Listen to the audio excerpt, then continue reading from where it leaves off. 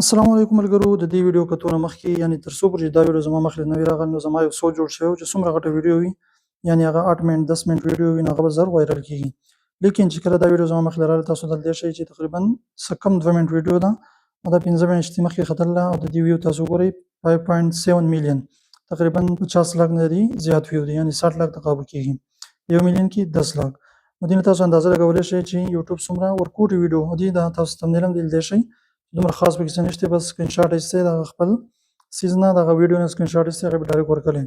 که چېرته ستاسو ویډیو چې هغه اټریکټیو خلکو ته دغه کېږي، دې دلته ویلي چې ماله یوټیوب چې دی په 1.3 بلین ویوز باندې، یعنې تقریبا په یو ارب ویو باندې ماله څومره دې ډالر راکړلي، څومره روپۍ راکړلي.